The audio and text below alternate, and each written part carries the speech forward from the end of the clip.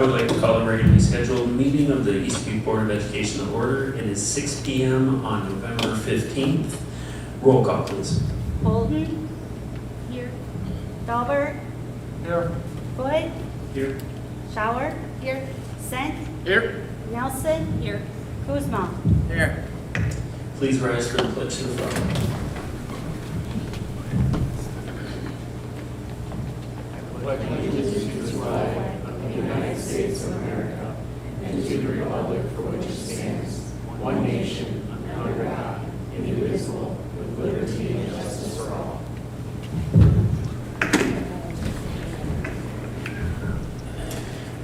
Okay, moving on to the consent agenda. I entertain a motion to approve. I'll make a motion to approve the consent agenda for the monthly meeting of November 15th of the Board of Education. I'll second. It's been moved by Dave, seconded by Nikki to approve the consent agenda as stated on the agenda. Roll call, please. Holden. Aye. Dahlberg. Aye. Foot. Aye. Schauer. Aye. Sent. Aye. Nelson. Aye. Kuzma. Aye. Okay, moving on to recognition of visitors and correspondence. We do have a couple. And first, Jenny, not that I don't want you to be up in front of us, but I want to give the opportunity to the student council just so they can get their piece done. Because they don't want to listen to it. Okay. I don't know. Christopher might want to be all about that, so. Hello, good evening. My name is Christopher Demota, and I am a sophomore representative of Student Council. We'd like to mention all of the things we've accomplished this year, as well as some of the things that we plan to accomplish. So we have an amazing group of high school students willing to step up and take on many different leadership roles. We had planned homecoming week, which was a huge success. We planned dress-up days for the week. We planned games and activities for every day. We have awesome participation from students and staff at the school, as well as local businesses and groups in the parade. Our dance was also a great time. We held a Culver's fundraiser this fall and provided varieties of ice cream to the students, and all the funds went to Student Council. We gave Halloween cards and candy to all the teachers and staff in the junior high and high school to show them gratitude for all they do at our school. And then some of the upcoming events and fundraisers we have are coming up on Monday. We are doing Thanksgiving grams in collaboration with the junior high student council. We will be giving messages and candy and putting them into all the students' lockers. And before winter break, we will hold a Christmas assembly with a variety of games and activities. Also, class hallway decorating will occur with the top class receiving $100 towards their class fund. We also sponsor dress-up days a few days before break. We are also planning hosting a pizza day for lunch with Papa John's, and this will be held in the next few weeks and will be a fundraiser for Student Council as well. We are planning to host a hot chocolate bar fundraiser before break. This will be held before school and different mixes will be provided. We are also working with Paige Johnston in the Boundless Trailer to provide Christmas gifts / meetings with our giving tree. We hope that will be a good success. And we also plan to provide spirit t-shirts in the spring to all students. Thank you for allowing us to share what we've been up to. We appreciate you and all you do for our district. Thank you. I Thank have you, one Christopher. question. Christopher, Can't get away that fast. yeah. Christopher, you're a sophomore, correct? Yep. Very nice job of speaking in front of us. Thank well you. done. Well done. Thank you. Excellent job in the play. Thank you. You're my son's favorite character. Thank you. Any other questions? I'd like to come to that ice cream bar. The hot chocolate bar? Yeah, I'm gonna be there for I that. think I don't think that one's Are we been approved invited? by Grover yet. Well, thank you, Christopher. Appreciate it. you. Thank you to the student council. Thank you.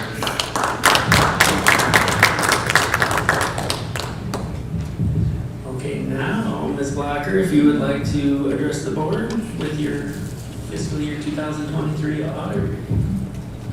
I don't even know how I can follow that. I have no hot chocolate bar. I have nothing fun like that. Good job, by the way. Next time. Yeah. Next time, yes. How about an Yes. arrangement? One of the board meetings I was at, they thought they'd hype me up and said, well, we've got the audit presentation, she'll do raffles afterwards. And I was doing a virtual presentation, and so I said, well, I guess you'll all have to drive to my office and I'll have to figure out something for a raffle prize before you get here, so.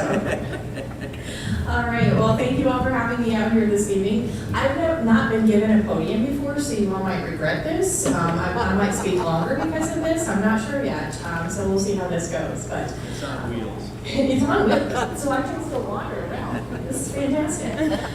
All right, well, again, thank you for having me out this evening. I'll give a very brief overview. I do promise to be brief, and we'll see how entertaining an audit can be. I do have the results of the financial profile score. Usually where I like to kick things off for the year is not in the packet that you have in front of you, but again, with all of the paperwork we do for the audit, we also prepare that AFR that gets submitted downstate to ISB. The profile score this year came out at a 3.90, which is exactly where it was for FY22. And again, that is on a 4.0 scale because it's a school district, so why not make everything on a 4.0 scale, right? So that is recognition status. It is the highest status category that you can achieve in the state, so that's always a good thing to hear. I'm going to go through the audit here. Again, not going to hit on all of the numbers. Nikki had the privilege of going through all of that with us this year. So It was definitely a privilege. a privilege, yes. We'll just call it that. And see how many volunteers we get for next year. I stayed awake the whole time. Yeah. I mean, that's always positive when I don't put people to sleep with my instructions and my speaks or my speeches. So I'm going to start on page 7 of the report that's in front of you. Starting on page 7, and some of you have heard my song and dance up here before, so I do apologize for all of you. You can take a little nap while we're going through this, but some of you may not have heard me before. So page 7 is the balance sheet, so to speak, of the district. It's essentially where the cash position lies at the end of the year in each one of the funds.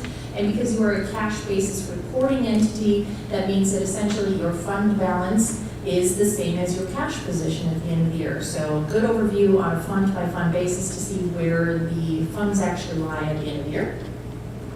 On the page just behind that is the revenue and expenditure summary for the year. Again, on a fund-by-fund basis, it does show revenue and expenditures by major categories, so you can see how things shook out across the district for the year.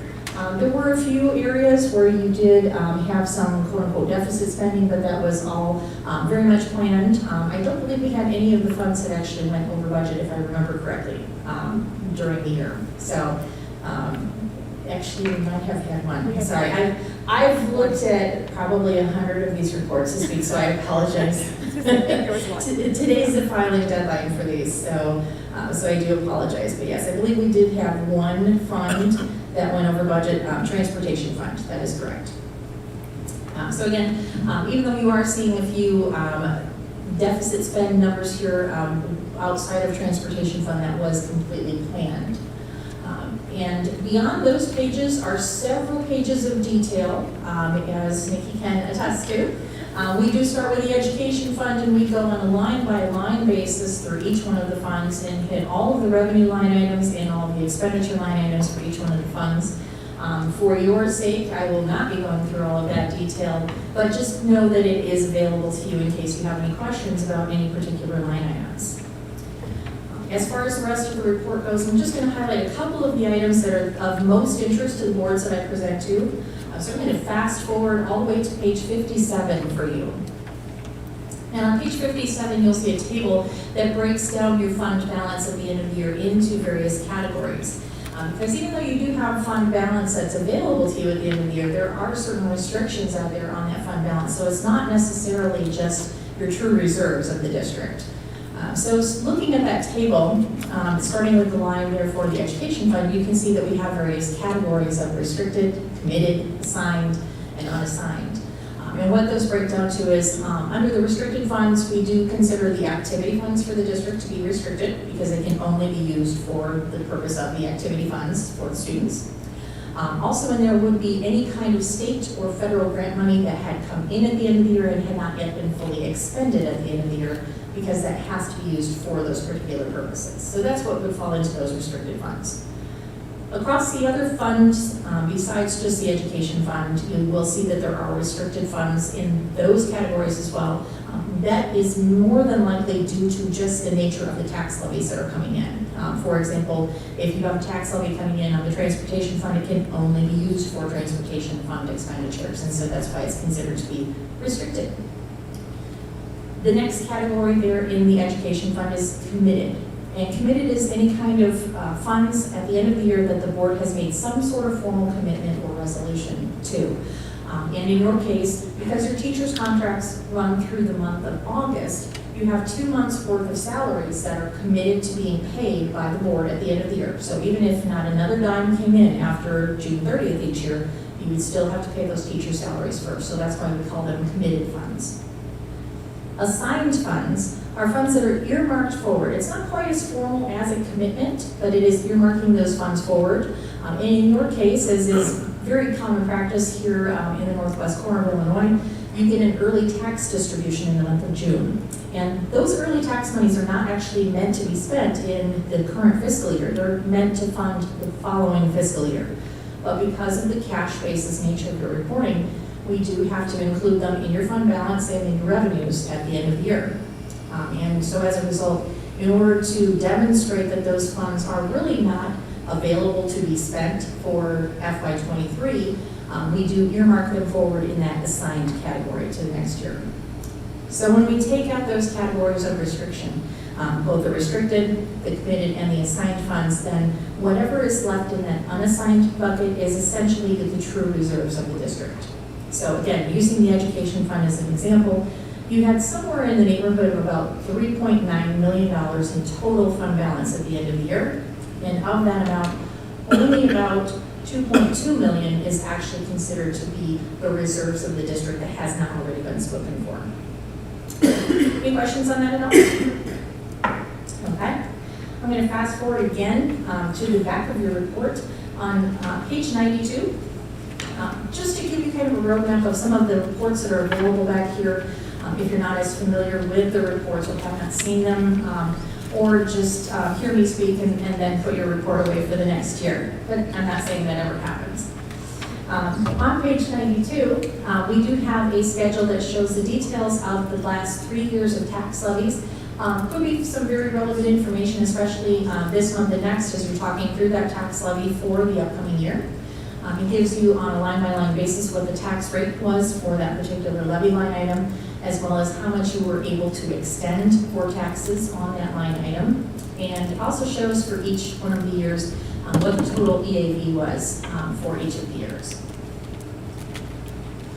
The following page, 93, says same type of information only on a more 30,000 foot level. So we're giving you some high level information for the last 10 years as far as what the tax levy has been, both the assessed valuation for each one of those years, as well as the total tax rate. And as you can see, one of the benefits to having the assessed valuation as a whole for the district continue to increase is that it helps to keep that tax rate in check as well.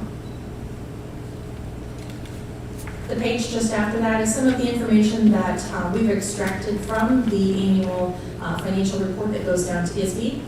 In addition to that financial profile score that's calculated each year, there are other calculations in there that are relevant to the districts, including the operating expense per pupil category, and that's shown here. So you can see for the last 10 years what the operating expense per pupil has been, as well as the total operating expense of the district. And when we're talking about operating expenses, we're talking about your main funds, being education, O&M, and transportation. And as you can see, that operating expense per pupil has been climbing up the last few years. It did stay steady, even decreased slightly in FY23. That is no surprise to us. We have seen that same trend for all of the districts that we work with. First from all of the districts trying to spend as much of the COVID-related funds as they possibly could. And then you have also had the after effects of the inflationary pressures, salary pressures, and similar situations. You are not alone by any means with those higher expenditures for the last few years. And last but not least, we have a table on page 95 that shows a little bit of a history of the fund balance that you have had here at the district. And one of the things we do on this table is also take out the impact of that early tax distribution. So you can kind of compare yourself apples to apples from an annual basis and see how your fund balance has fared over the last several years. And the reason why we do take out that early tax distribution is that you can't tell from this table because it's been long enough ago, but there actually have been years when you either have had a much reduced tax payment in the month of June or none at all. And we want to make sure that everybody's aware of the potential impact. If you were to have missed that payment in June, what would your fund balances have looked like at the end of the year? Any questions on the audit report itself at this point? All right, I'm going to flip over to the much smaller packet of information that you have in front of you. It is on our letterhead. This is the letter that we as auditors are required to give to you as the governing board of the organization each year. Goes through some of our responsibilities as an audit, points out certain things with the audit that you may or may not be aware of. One of the things we specifically have to tell you during the audit is whether or not we had any difficulties encountered in performing the audit. And I'm very pleased to say that once again this year, everything went very smoothly. Lisa and her crew take very good care of us when we're out here and do the best they can to get us the information that we're looking for. And she's always polite about it too, even though we ask for a lot of information, she's very polite about that. So we definitely appreciate her assistance. I do have a few items on the bottom of page 2 to also bring to your attention as far as some of the larger adjustments that we had to make to the audit. It's standard practice for us to at least let the board know of some of the adjustments that we've made during this process. And there's generally, for the most part, there's a very good explanation for everything that we have brought forth here. So first item being cumulative adjustments in the amount of about $200,000 for reclassing construction-related project costs. Very common that we see this with any kind of construction projects. If you have an architect that's been on retainer for a number of years, it is typical practice to throw their services into a purchase service type of account line item, but then you actually have a larger construction-related project, then their architect fees become part of that project cost as a whole and have to be reported as part of capital outlay instead. So in years when you have those large projects, it's a little bit more of a significant number. So not anything we were excited about from an audit perspective, but definitely wanted to make sure we got it into the correct category. The second item there is about $110,000 to properly record lease activity. If you recall last year when it came out, I mentioned that we had some significant accounting standards changes last year. The state has, for a very long time, said that there are only certain types of debt that a school can take on. And one of those types of debt is a lease. And in years past, it was treated almost as a lease expense being a rent expense. But due to some accounting standards changes in FY22, you now have to account for that as if you had outright financed the purchase of the equipment. And so this was just making sure that all of the entries connected to lease payments that you were making on buses in FY23 ended up in the correct buckets, so to speak, for reporting down state to ISB. The expenditures themselves didn't change, it's just the way that they have to flow through the accounting. So it went into the transportation fund rather than the lease purchase fund. Right, it's all within the transportation fund, it's just, we have to account for it as more of a debt service type of expenditure versus lease payments in the past for purchase services. Yep. So again, just moving it from one expense category to another to keep ISB happy. And that's the name of the game, is let's keep ISB as happy as possible. Yep.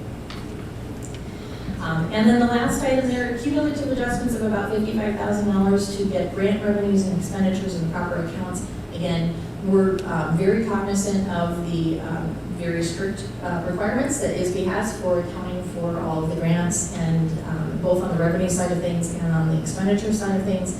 And so that is one of our primary focuses when we do the audit, is on those grant funds, because it is one of the single largest sources of funds and sources of expenditures as well. So part of our matching process is making sure that all of the T's are crossed, the I's are dotted, and everything is in the correct buckets, so to speak.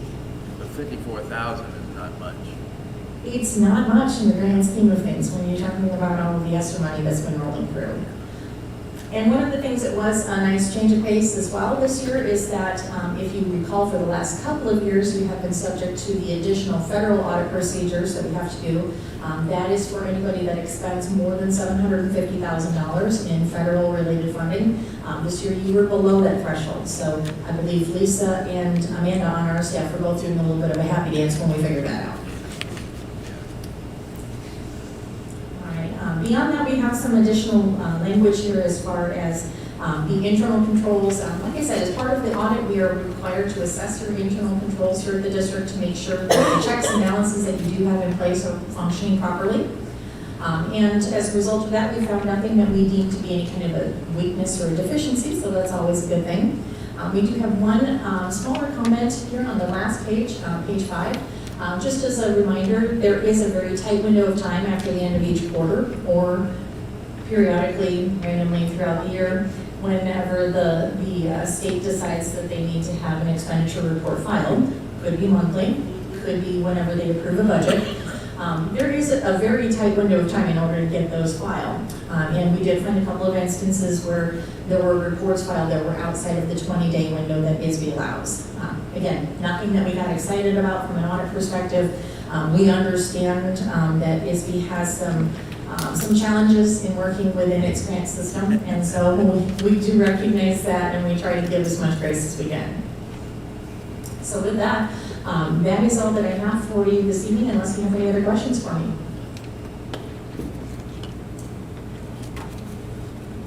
Much appreciated. Thank you. Thank you all very much. Thanks, Jenny. Thank you. Drive safely. Thank you. Just another comment I'd like to make too, Glenn.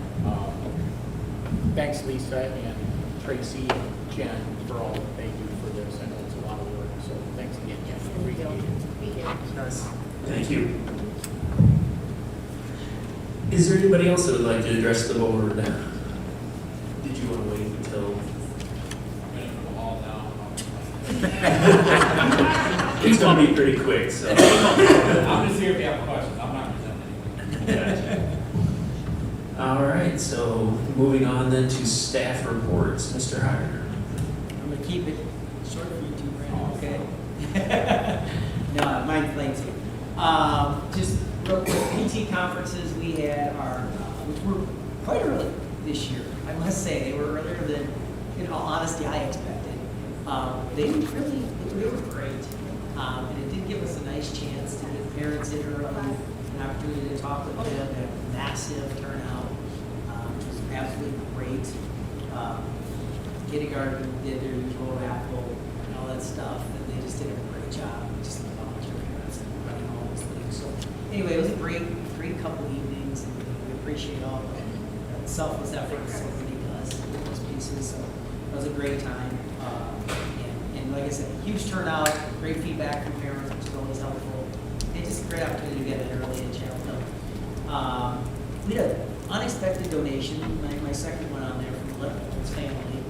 Apparently every year they kind of do a little gathering, kind of a holiday gathering, and everybody kind of comes and brings something to donate. And they brought us a monster pile of coats and gloves and hats and all the kind of winter gear you need with little ones. And I remember a couple weeks ago when it got super cold, like incredibly cold for those few days. I felt like we gave away a ton of stuff. And I think, we sometimes don't recognize that part of it, when you're not in the weeds with families all the time. There's a significant number of families that really lean on us for those kind of things. And it makes a huge, huge difference. So it's a huge thank you to them. And we do have other families that do the same thing, bring this, donate that, do those kind of things as the year progresses. But just a huge thank you. And I know they did it last year too, but I just wanted to take a moment just to publicly thank you, because it really does make a huge difference. And we're really, really appreciative. And, and it's great to be able to anonymously just give it to those families and know that those kids are covered up the way they should be. So it's awesome. And then we had our annual pumpkin run, which is always a cute, fun event. First and second graders, 2 whole laps around. And anyway, I always sort of laugh. It's like state cross country down there. We got such a great turnout of parents and grandparents coming out. So it's awesome. And kids, most of the kids enjoy it. A couple of them maybe push beyond what they should, and they're pretty wiped afterwards.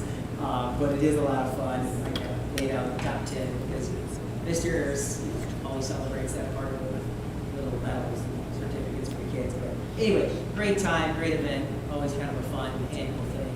Just a short blip, but definitely enjoyable. So that's kind of it for me. Anything for Mr. Hunter? Thank you very much. Thanks, Wes. Thank you. Moving on to Mr. Sirianni. First thing, just activities. So the junior high boys are actually over halfway through their season already. Both 7th and 8th grade teams have had very successful starts. They will wrap up the first weekend in December as their conference tournament. So that season gets done here pretty quickly. High school girls already played one game on Monday. They were victorious. They're playing again tonight.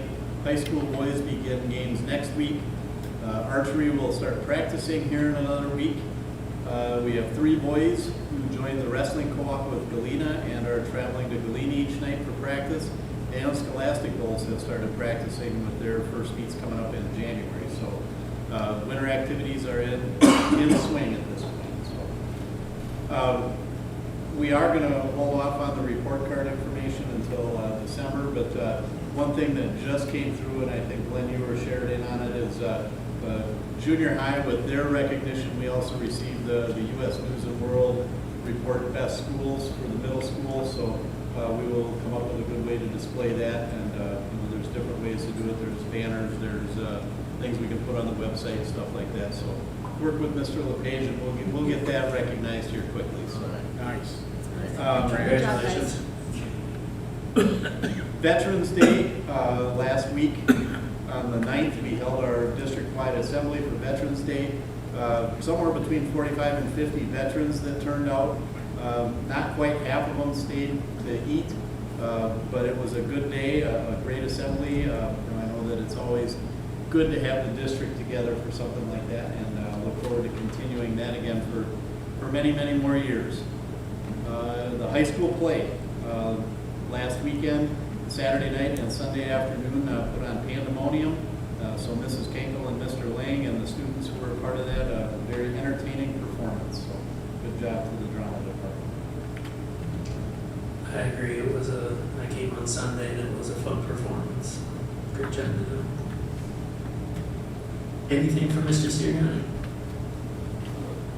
Thank you, Darren. Thanks, Darren. Thank you. Thank you. And moving on to Mr. Potts' report.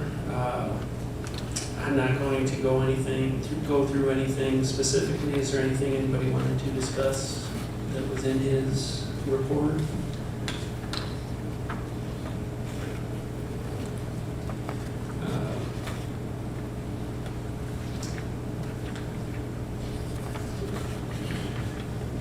I feel like I'm missing a portion. There it is. There's one part of his report that I just want to read through, and it's highlighted as pride. I just wanted to share how proud I am of the pride that our staff takes in their work. There are so many avenues in life where it seems that less and less people are taking pride in things. Not here. I want the board to know that our teachers and our support staff do take pride in our district. I see it, and I maybe take it for granted, but I do not recognize it. But I do recognize it. It is one of the nice things about a district this size. You don't have to look far to see someone doing something really outstanding. So just know that what you're doing is recognized and appreciated. So thank you. All right, moving on to old business, phase 2 update there. I can kind of help out with that one. So Grover had put in a little bit about phase 2 in his part of the report from TJ. The shop classroom, they installed the air compressor and lines, and that was the last piece to it. However, a handful of the junctions, the fittings, are leaking. And so we have to have the company come back in and get those fixed before it's fully operational. So it's close. It should be functional hopefully by the time we get to Thanksgiving. So unfortunately that's 13 weeks into a semester that kids have not been able to use the shop facilities, which is very frustrating for lots of reasons. But we are close. The gym, the new auxiliary gym, if you get a chance, the asphalt was put in yesterday, so that is finished, as much as we're gonna do this before winter anyway. The gym itself, 2 of the heating units are not here yet, so it's kind of a domino effect. Until the heating units get installed and the building out there itself is at the set temperature and maintains that, they can't bring the wood in for the flooring. Once we get to that, then they bring the wood in. The wood has to sit for 2 weeks to acclimatize, and then they can install the flooring. So we are probably looking more at the middle of January for completion. The good part is we really haven't designated that gym for anything specific in January and February. So we still do have a little bit of time on our hands that way, but obviously it's frustrating when those are things that we've been asking about since last fall. And we were assured, oh yes, they've all been ordered, they've all been taken care of, and now we find out that there are things not ordered, and when they try to order them, they can't get them. So, there's definitely, that's going on all over the place. So Galena is still not completed with their project, and, they've been going for a lot longer than we have, so, we're getting there though.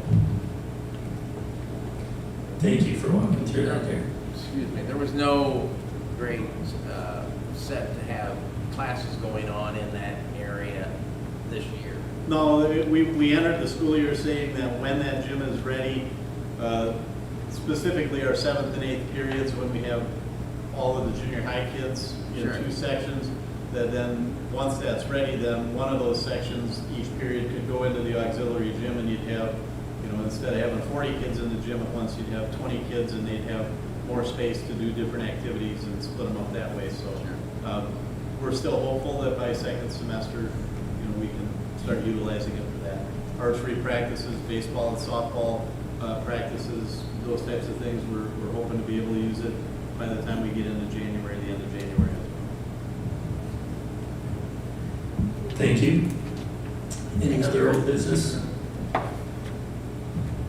All right, moving on to new business. 6.1 is an informational item. The June 2024 interest payment was included in total of bond amount given last month for bond series 2020A and 2022 ARS. So, don't think that's a big, is that a big issue? No, we can actually do the transfers for the whole year at once. And what happened is, when she looked at the book, it's all of it. And so it's no big deal. We've taken care of it on our side. But since you guys, just wanted you guys to know that it wasn't just December's payments, that it was December's and June's. Okay. So it's just, yeah. It's nice that we can throw some extra money out there. Information. Okay. All right, thank you. So we don't have a stroke when we look at that one. I got it. Yeah, no, and that, the June payment hasn't been made. It's just the interfund transfer that needed to be It's clarified. Yeah. So come Okay, June, thank you you. don't have to transfer any. June, we don't have to transfer, we'll just go ahead and automatically make the payment. Okay, thank you for clarifying. Mhm. 6.2 is informational item for 2023-2024 dues have been paid for the IASB. So we have our certificate stating that we are active members. So thank you for doing that. 6.3 is an informational item. We had a FOIA request from Smart Procure that has been completed. Wanted employee staff contact information. So thank you for getting that completed. 6.4 was the Illinois report card presentation. With Mr. Potts not being here this evening, we will forego that for the December board meeting. And we have an action item to approve the boys' baseball overnight trip to Jacksonville, Illinois for March 22nd, 2024 through March 24th, 2024. So moved. Second. Go ahead, Dan. Been moved by Don, seconded by Dan to approve. Roll call, please. Dahlberg, Aye. Foot, Aye. Shower. Sent, Aye. Nelson. Aye. Kuzma, Aye. Colton. hopefully we have some nice weather down there in March. Good. Well, Jacksonville, Florida's. If we don't get it down there this year, then we'll try to forward it. There we go. Torn on. That's a long way to travel. I had a question, and it's just a point of order on the Illinois report card presentation. Do we need to table that to December, or do we not take any action? I'm trying to think, there is a certain time whenever the Illinois report card is supposed to be published, and I don't know if they waived that this year. It was released on November 1st. It was released on November 1st. Yep. Okay, then you got 2 months. Okay. Good enough. Yeah, and this was just informational, Yeah. so they could walk us through what was released and Yeah. anything that was identified of significance or anything, so. All right, any other new business? All right, moving on to personnel. I will make a motion that we approve the personnel items for the agenda on November 15th to the East Board of Education. I second. It's been moved by Dave, seconded by Esta to approve the personnel as stated on the agenda. Roll call, please. Foot, Aye. Shower, Aye. Scent, Aye. Nelson, Aye.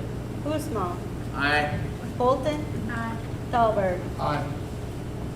All right, I would like to welcome Peyton Youngblood, Whitney Shimek, and Emily Kargaris to our district and thank everybody that is leaving for their service to the district, so thank you. And then moving on to President's Prerogative, we did receive the card from the Student Council, which was very nice. Very nice. Much appreciated from them. And the other thing was just what Darren had mentioned about the middle school, junior high, being recognized by U.S. News. So, thank you for that. Otherwise, I have nothing, so I entertain a motion to adjourn. It's been moved by Dana, seconded by Christina to adjourn. All those in favor signify by saying aye. Aye. Those opposed, same sign. All right. Hear you tonight. I was thinking.